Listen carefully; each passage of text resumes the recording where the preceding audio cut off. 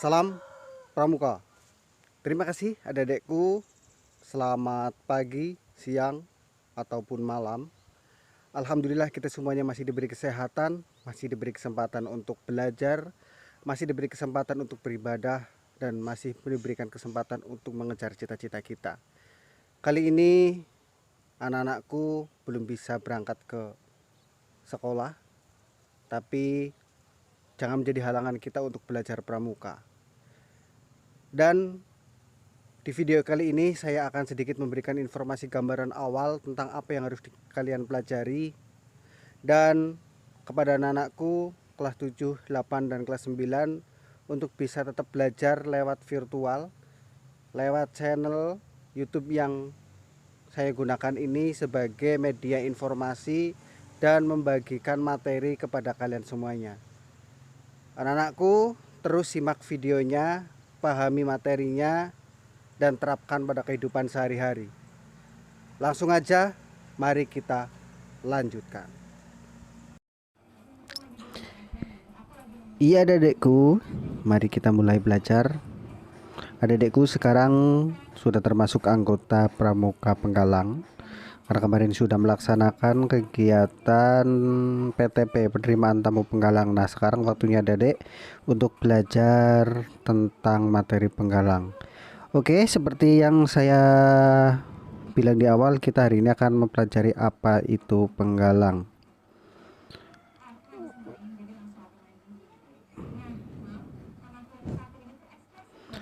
Oke, apa itu penggalang?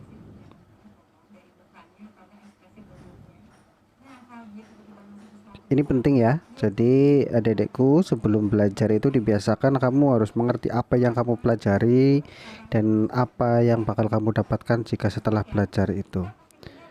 Oke, kita lanjutkan.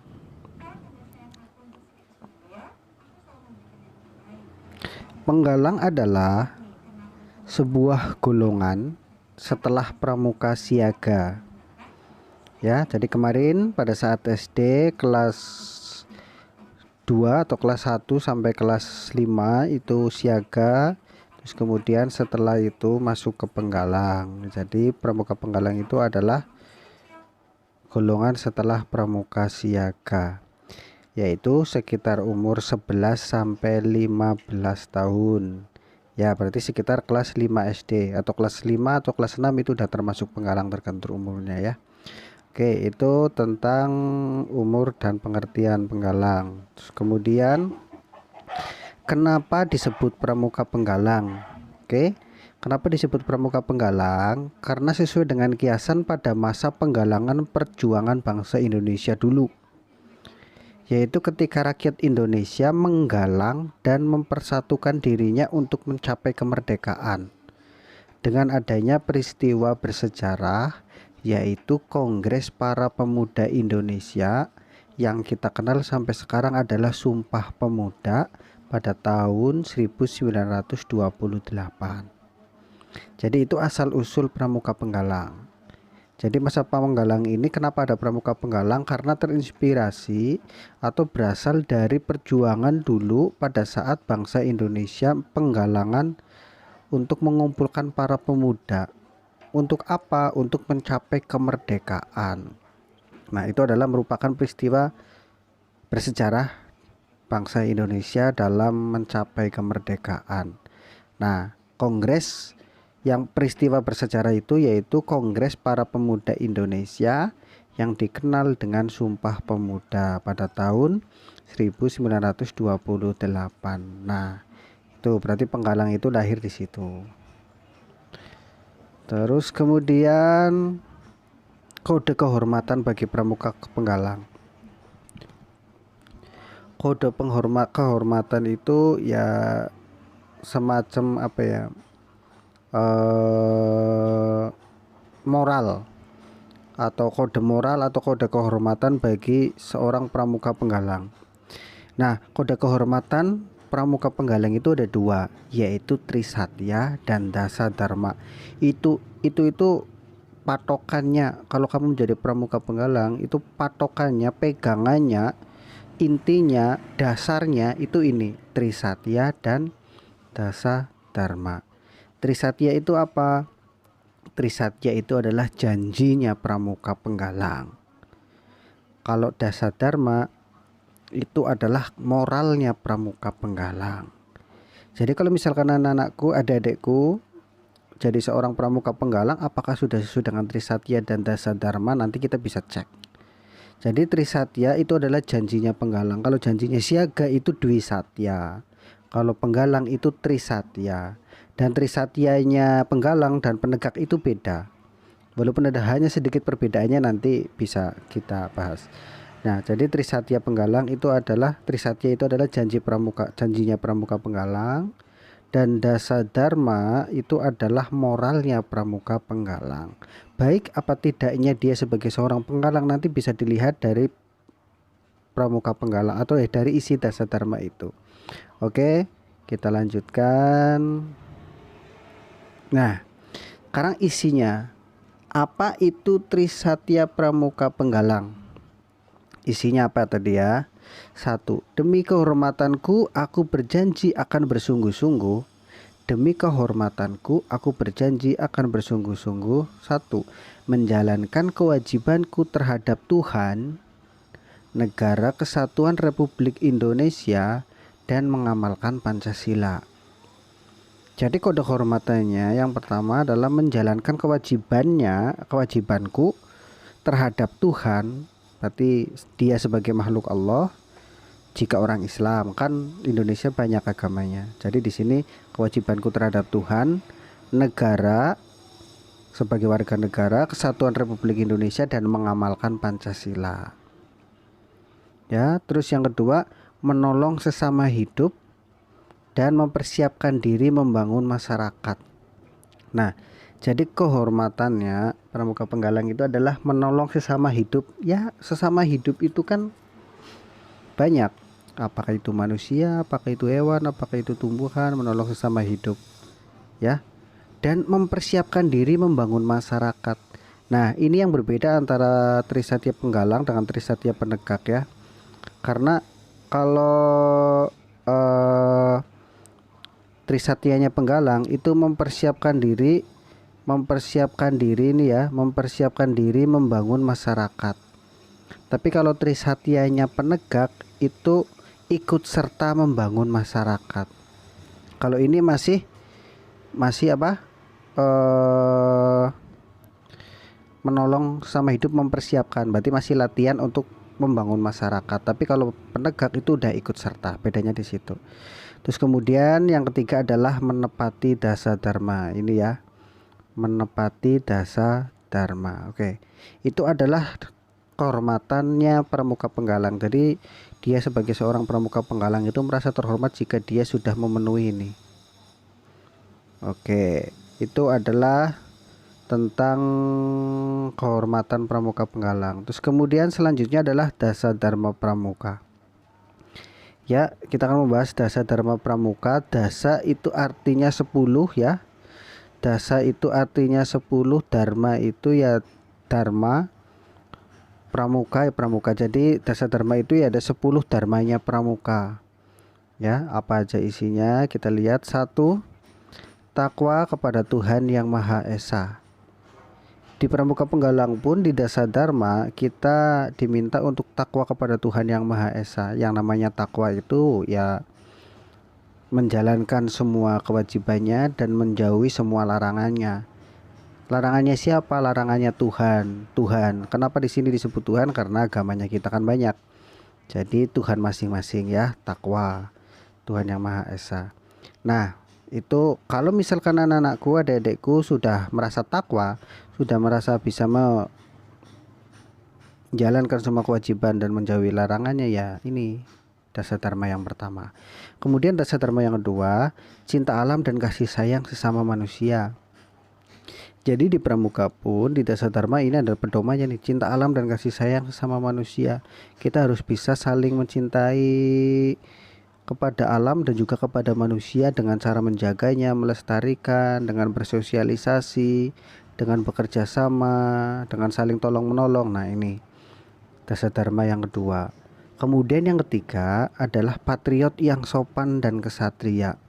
Jadi seorang pramuka penggalang dia itu mempunyai jiwa patriot. Patriot itu adalah jiwa yang rela berkorban dengan cara yang sopan dan kesatria. Ya, tentunya berkorban dalam kegiatan sehari-hari dan berkorban di dalam kegiatan-kegiatan yang positif. Terus kemudian yang keempat adalah patuh dan suka bermusyawarah.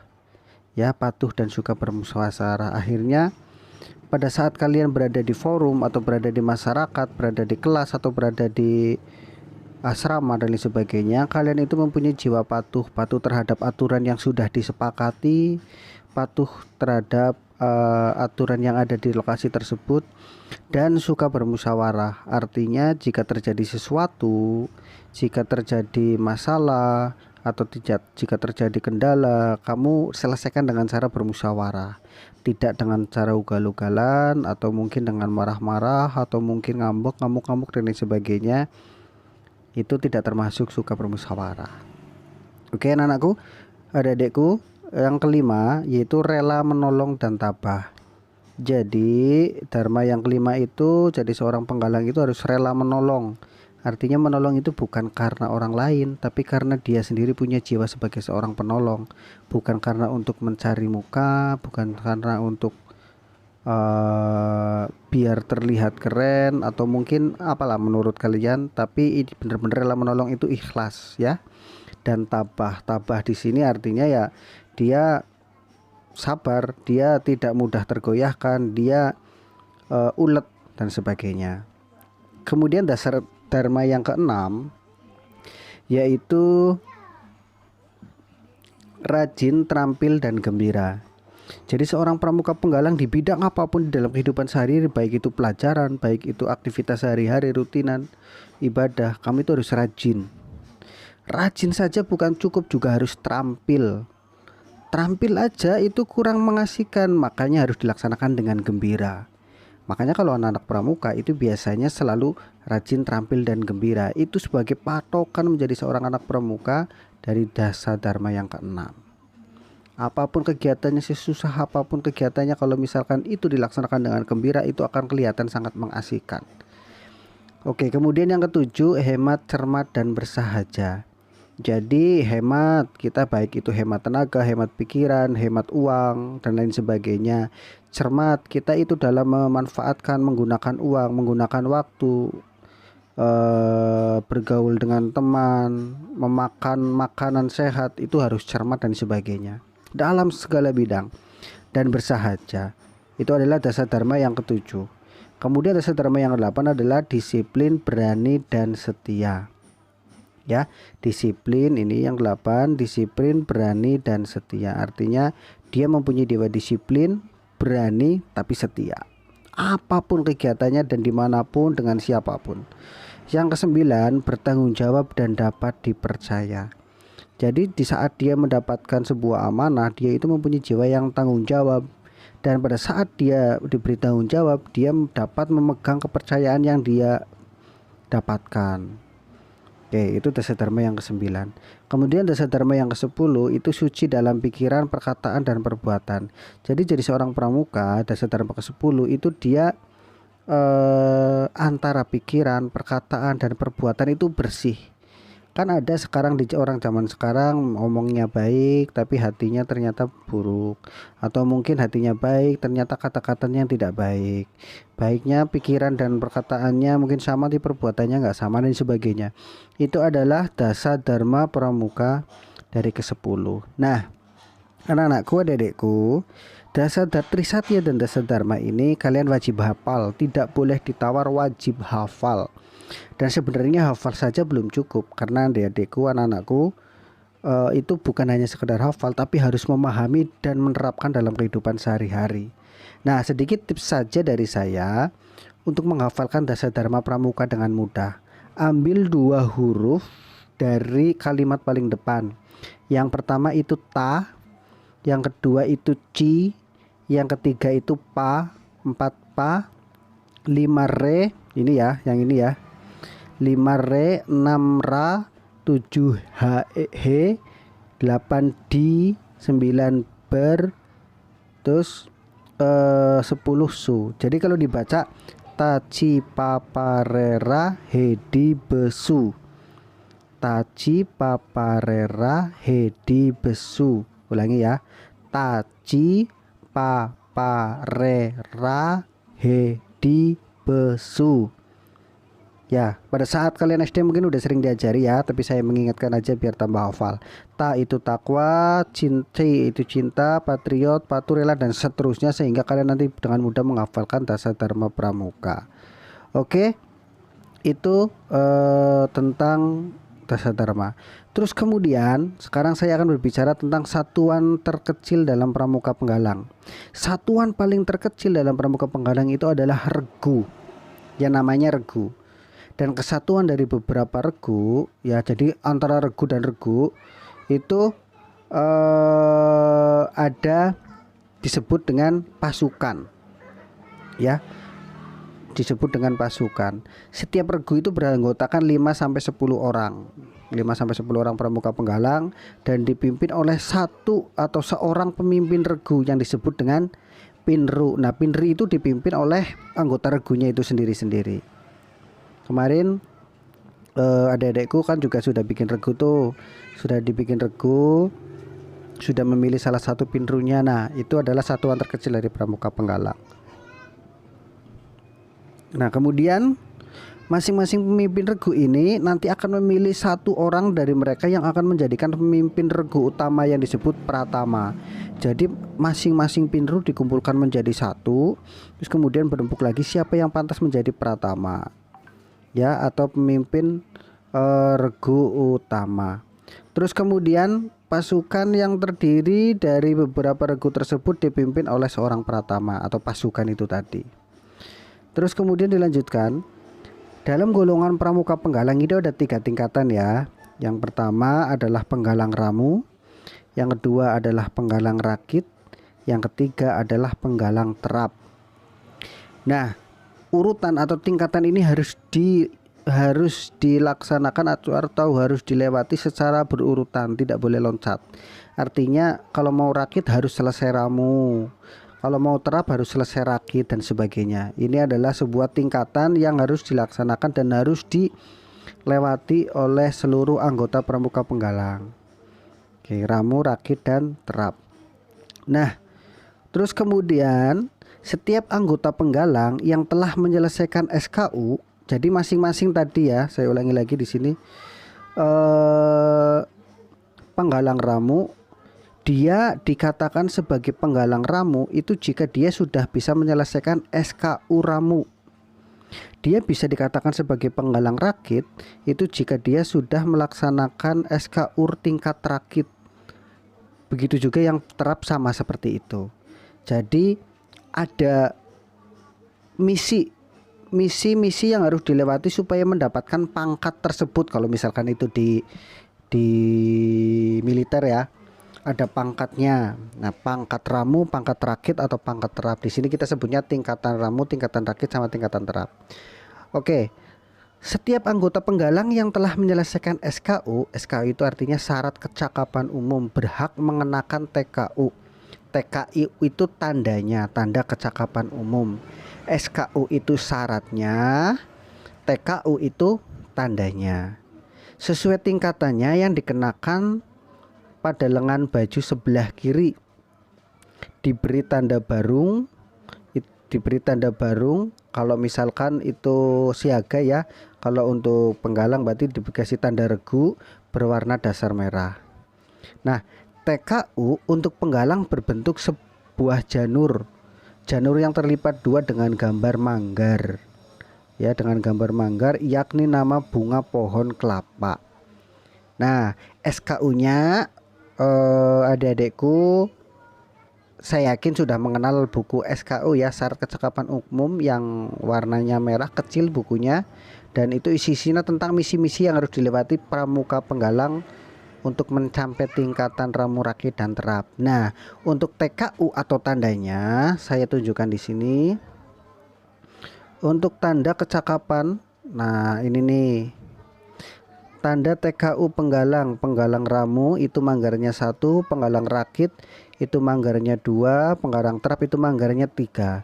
Mungkin adik-adikku sering melihat, juga pernah melihat kakak-kakak kalian pernah ada yang memakai di seragam pramuka di lengan sebelah kiri menggunakan manggar seperti itu. Nah, adik-adikku bisa menilai berarti kakak tersebut itu mempunyai tingkatan ramu, tingkatan rakit, dan tingkatan terap, dan lanjut lain sebagainya.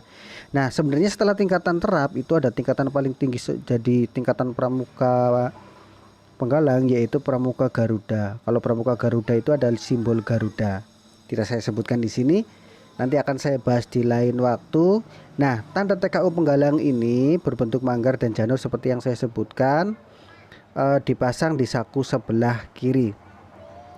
Oke, itu materi tentang apa itu penggalang. Jadi setelah atau sebelum belajar tentang penggalang dan misi-misinya, silakan adik-adikku untuk mempersiapkan SKU-nya untuk bisa disiapkan, atau mungkin nanti saya tulis di link deskripsi ya, atau mungkin saya share lewat WA. Kalau misalkan mungkin adik-adikku tidak bisa mencari SKU, yang penting adik-adikku bisa mengetahui isi dari SKU tersebut. Jadi nanti misinya apa nanti kita bareng-bareng belajar lewat misi yang ada di dalam SKU. Baik itu yang kelas 8 ataupun yang kelas 9. Nanti yang kelas 7 yaitu dia fokus untuk penyelesaian SKU tingkat ramu.